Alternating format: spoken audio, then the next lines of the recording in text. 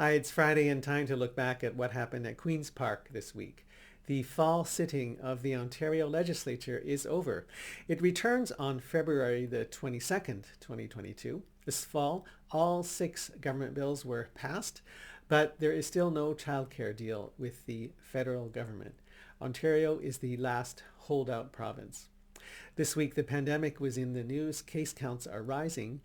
The original fixed dates for ending the use of proof of vaccination and the fixed date for the end of the mask mandates, these were abandoned by Premier Ford's government. The Financial Accountability Office issued a report on Tuesday about the costs of climate change to the Ontario government's own infrastructure. And the Ontario Legislature voted unanimously to issue a speaker's warrant to Laurentian University to produce documents needed by the Auditor General. This is an ancient power so rarely used that there isn't always an argument when it's dusted off for use. In pandemic news, Ontario case counts have been rising quickly. Kingston is a hotspot. It accounts for about 1 in 10 new cases in Ontario. Scientists project further increases even without the Omicron variant. Under pressure from opposition parties, Ontario is releasing about 2 million rapid antigen tests next week. They'll be at pop-up sites at high traffic areas across Ontario. It's likely, and I hope, because Kingston is a hotspot, that it will get a rather high per capita share of these testing kits. Next Monday, my daughter in school will get 5 rapid tests to bring home for the holidays, and 50-year-olds and older will start being able to book their booster shots. If you do take one of these rapid antigen tests and you test positive, you can isolate to protect others. If it's negative, don't discount a false negative. So keep masked and distanced if you have to be indoors with others.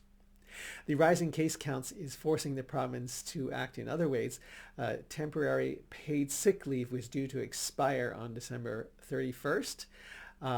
The proof of vaccination mandates, they were scheduled to, the use of those was scheduled to end in January, and the mask mandate was scheduled to end in March. All of these have been abandoned, and obviously the provincial government should have said that they would follow COVID developments and scientists, and not some arbitrary calendar. Fixed dates are for the election, not for ending efforts against the virus.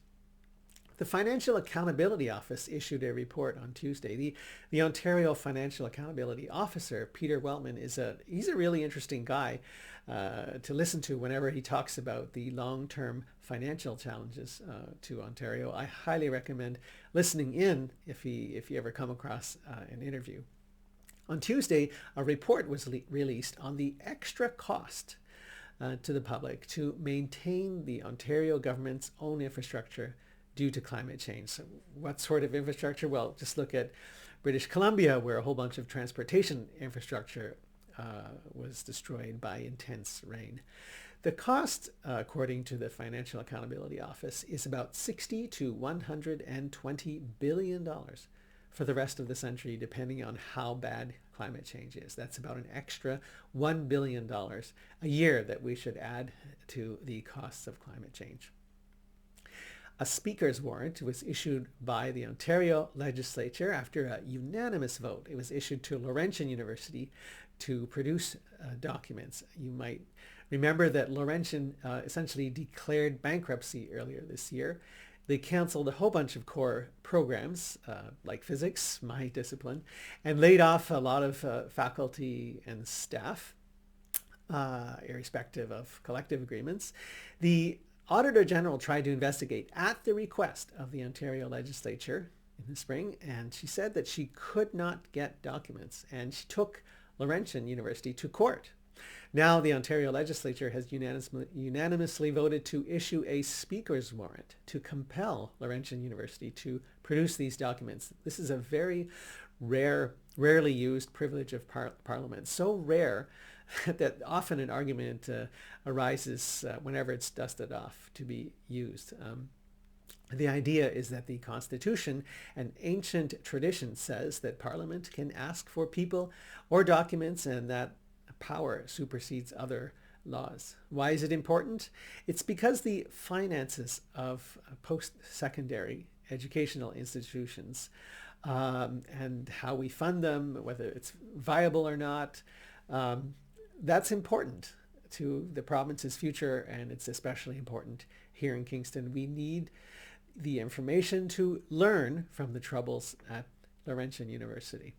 Tell me what you think in the comments below. Otherwise, join me next week as I look back at what happened at Queen's Park and Ontario politics.